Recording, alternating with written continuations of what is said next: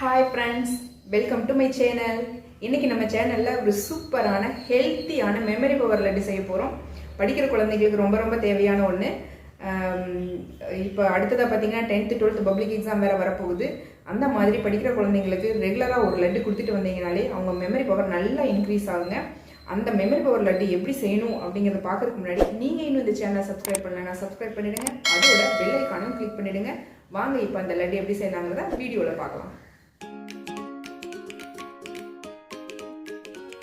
நான் ஒரு கடாய் வச்சிருக்கேன். அதில் ஒரு 1/2 டீஸ்பூன் நெய் போட்டுக்கிறேன். நெய் சூடான உடனே ஒரு 100 கிராம் பாதாம் சேர்த்துக்கிறேன்.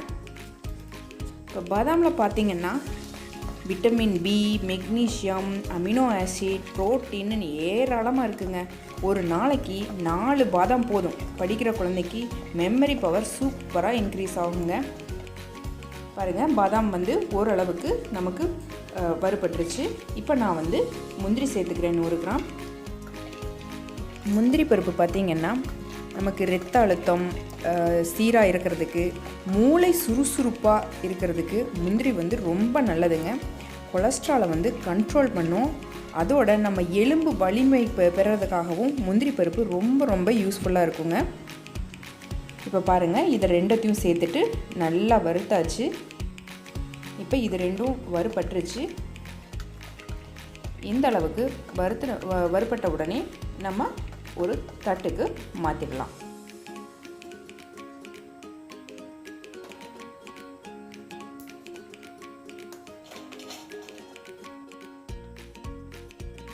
இப்போ பாருங்கள், 100 கிராம் பூசணி விதை சேர்த்துக்கிறேன்.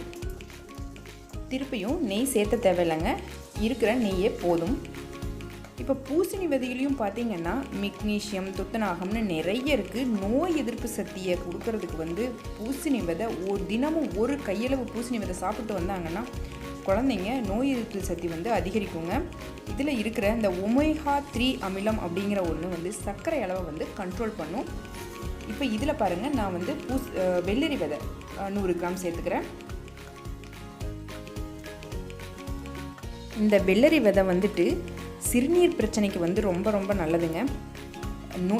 இதுலேயும் நோய் எதிர்ப்பு சக்தி நிறையவே இருக்குது.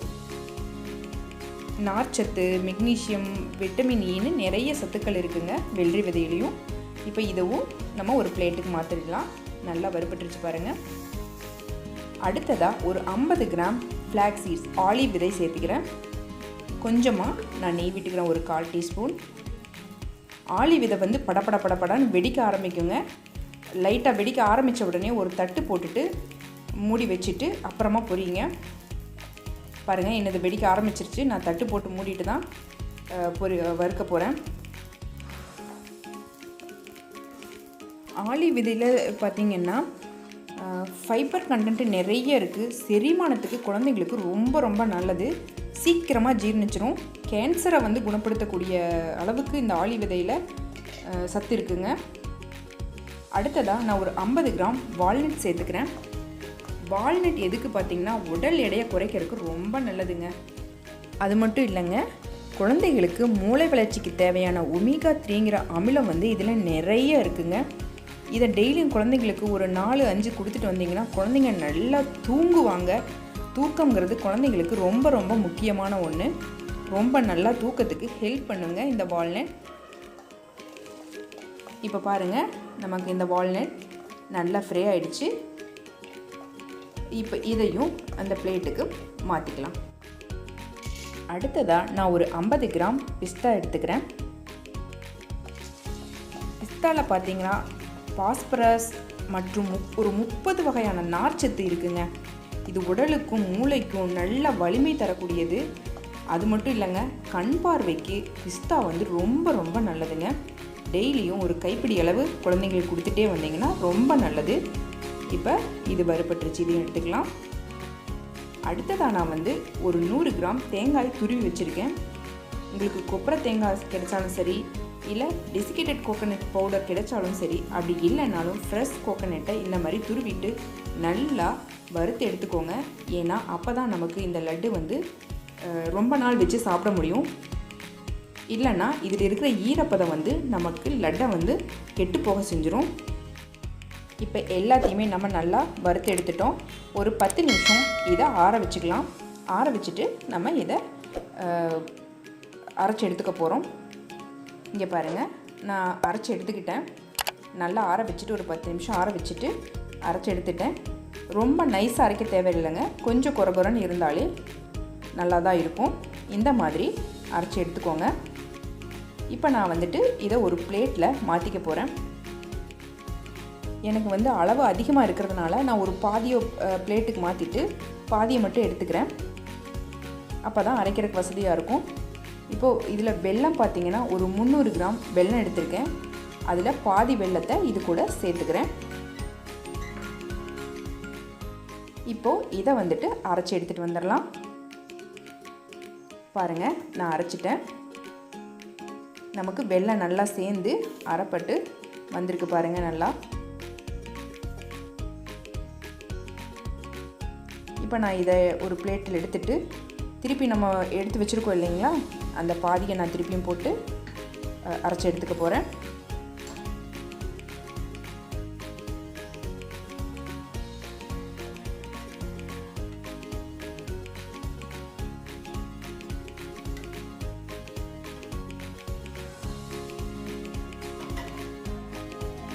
மிஞ்சி இருக்கிற வெல்லம் எல்லாத்தையும் போட்டுட்டு அரைச்சி எடுத்துக்கலாம்.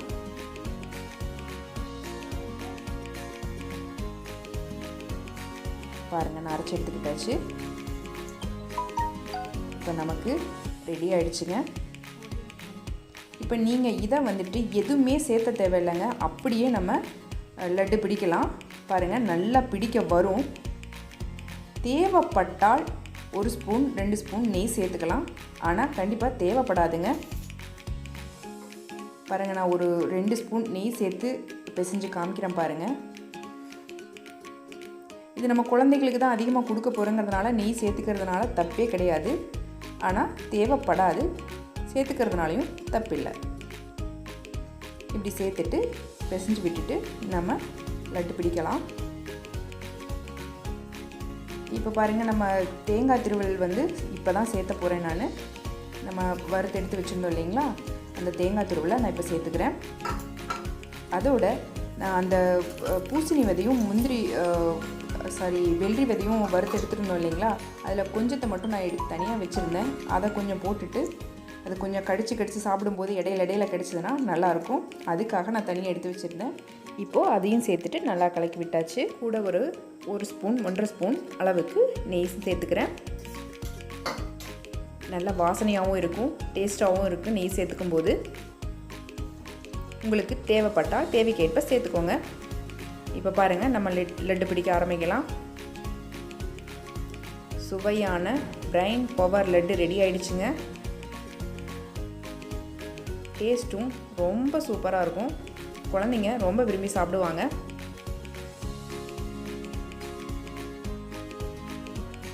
ரெகுலராக ஒரு லட்டுக்கு மட்டுமே கொடுத்தீங்கன்னா போதும்.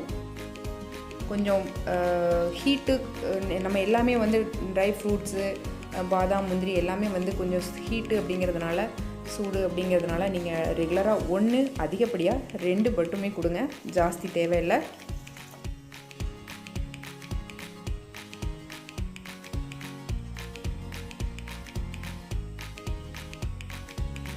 ஓகே ஃப்ரெண்ட்ஸ், நமக்கு பாருங்கள் லட்டு எல்லாத்தையும் நான் பிடிச்சி ரெடி ஆகிடுச்சு.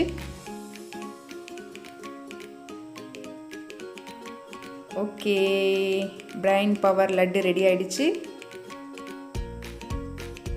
நீங்களும் இதை உங்கள் வீட்டில் செஞ்சு பார்த்துட்டு எப்படி இருந்ததுன்னு கமெண்ட் பண்ணுங்கள், லைக் பண்ணுங்கள், ஷேர் பண்ணுங்கள். மறக்காமல் இந்த சேனலை சப்ஸ்கிரைப் பண்ணிக்கோங்க. அதோட பெல் ஐக்கானையும் கிளிக் பண்ணிவிடுங்க. தேங்க்யூ.